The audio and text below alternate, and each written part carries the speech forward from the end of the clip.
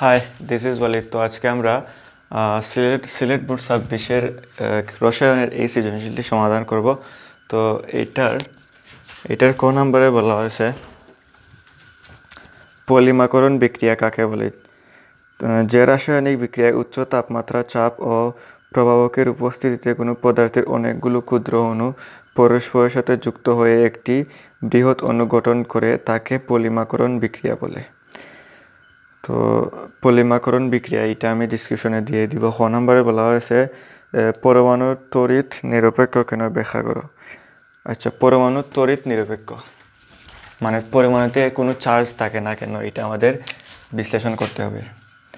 এই যে পরমাণুর যে নিউক্লিয়াসে আমাদের প্রোটন এবং আমাদের ইলেকট্রন থাকে। নিউক্লিয়াসে থাকে প্রোটন এবং নিউট্রন, এবং কক্ষপথে থাকে আমাদের ইলেকট্রন। তো ইলেকট্রন হলো গিয়ে ঋণাত্মক এবং প্রোটন হলো গিয়ে পজিটিভ, ইলেকট্রন নেগেটিভ, এবং এই যে নিউট্রন হলো গিয়ে নিরপেক্ষ।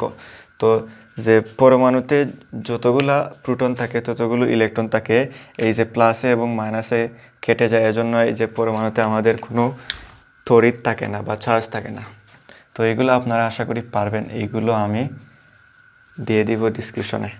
তো গ নম্বরে বলা হয়েছে সাম্যাবস্থায় 1 নং বিক্রিয়ার উপর তাপের প্রভাব বিশ্লেষণ করো। এখানে 1 নং বিক্রিয়া, তো N2O2 নাইট্রোজেন। তো উদ্দীপকে 1 নং বিক্রিয়া হলো N2 প্লাস O2 2NO, এখানে ডেল H ইকুয়াল দেওয়া আছে কত, 180 কিলোজুল।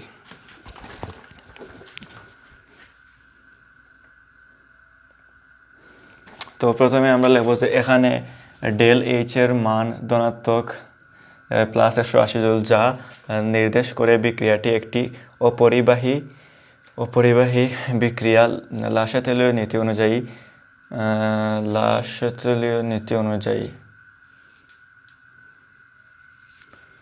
এই বিক্রিয়ার সাম্যাবস্থায় তাপমাত্রার প্রভাব নিচে দেওয়া হলো। তো তাপমাত্রা বৃদ্ধি করলে প্রথমে কি হবে এটা আমরা দিব। তো সাম্যাবস্থায় তাপমাত্রা বৃদ্ধি করলে বিক্রিয়াটি অতিরিক্ত তাপ শোষণ করার চেষ্টা করবে, ফলে এই যে সাম্যাবস্থায় তাপমাত্রা বৃদ্ধি করলে বিক্রিয়াটি অধিক চাপ শোষণ করে চেষ্টা করবে, ফলে সাম্য ডান দিকে অর্থাৎ সম্মুখবর্তী দিকে অগ্রসর হবে। এর ফলে বিক্রিয়ায় N2 এবং O2 নাইট্রোজেন এবং অক্সিজেনের পরিমাণ হ্রাস পাবে এবং উৎপাদ NO এর উৎপাদন বৃদ্ধি পাবে। তো তাপমাত্রা হ্রাস করলে সাম্যাবস্থা বাম দিকে। এখন প্রথমে আমরা দিব যে তাপমাত্রা বৃদ্ধি করলে, তারপর তাপমাত্রা হ্রাস করলে।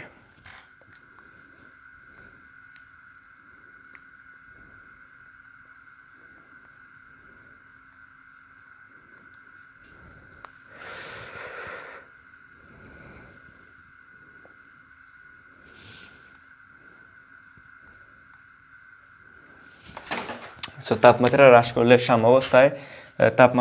করলে সাম্য বাম দিকে অর্থাৎ পশ্চাৎমুখী দিকে অগ্রসর হবে, ফলে যে NO বিজড়িত হয়ে পুনরায় বিক্রিয়ায় নাইট্রোজেন অক্সিজেন এর পরিণত হবে এবং উৎপাদের পরিমাণ হ্রাস পাবে।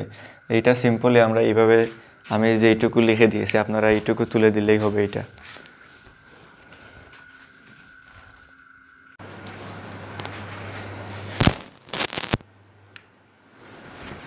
সো এখন আমরা ঘন সমাধান করব। তো এটাতে বলা হয়েছে বিক্রিয়াটি একই সাথে ঘটে বিশ্লেষণ করো। এই যে 2 নং বিক্রিয়া আমাদের জারণ বিজারণ একই সাথে ঘটে, এইটা আমাদের বিশ্লেষণ করতে হবে। উদ্দীপকের 2 নং বিক্রিয়াটি হলো সোডিয়াম প্লাস HNO3, এটা নাইট্রেট, আর এটা sodium nitrate plus half H2। রাসায়নিক বিক্রিয়ায় ইলেকট্রন বর্জনকে জারণ, এবং এটা তো আমরা জানি যে ইলেকট্রন বর্জনকে জারণ বলে এবং গ্রহণকে বিজারণ বলে।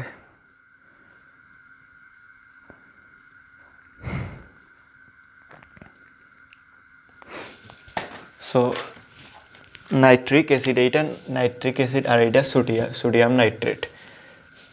ইলেকট্রন গ্রহণকে বিজারণ বলে। উদ্দীপকের বিক্রিয়াটিতে বিক্রিয়ক ও উৎপাদের জারণ সংখ্যা বিশ্লেষণ করলে দেখা যায় প্রথমে জারণ অর্ধ বিক্রিয়া। তো বিক্রিয়ার শুরুতে মুক্ত ধাতু হিসেবে সোডিয়াম এর জারণ সংখ্যা ছিল।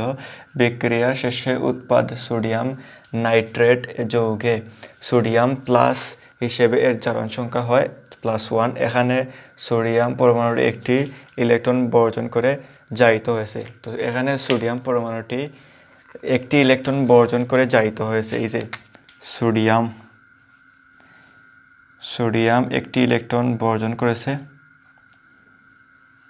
করে জারিত হয়েছে সোডিয়াম প্লাস। সো এটাকে আমরা এইভাবে সাজিয়ে লিখতে পারি। এটা আমরা কিভাবে লিখব? সোডিয়াম প্লাস এই যে এইটা। তো সোডিয়াম ধাতু একটি ইলেকট্রন বর্জন করে জারিত হয়েছে, এটা আমরা লিখলাম। এখন লিখব যে বিজারণ অর্ধ বিক্রিয়া। বিক্রিয়ক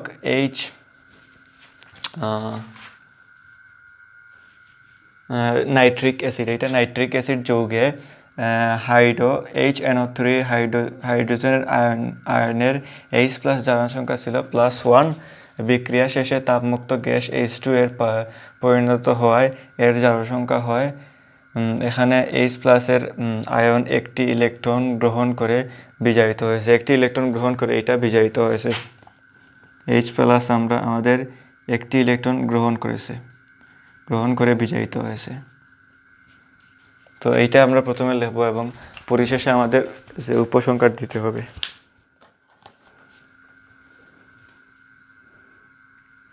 সো উপরোক্ত বিশ্লেষণ থেকে দেখা যায় যে সোডিয়াম পরমাণু যে ইলেকট্রন বর্জন করে H+ আয়ন ঠিক সেই ইলেকট্রন গ্রহণ করেছে, অর্থাৎ জারণ বিক্রিয়া ছাড়া বিজারণ বিক্রিয়া এবং বিজারণ বিক্রিয়া ছাড়া জারণ বিক্রিয়া ঘটা সম্ভব নয়। তাই বলা যায় উদ্দীপকের বিক্রিয়াটিতে জারণ ও বিজারণ একই সাথে ঘটেছে। তো এটা আমরা লিখব। তো এটাই আজকের সৃজনশীল প্রশ্নটির সমাধান। তো দেখা হবে আপনাদের সাথে পরবর্তী ক্লাসে।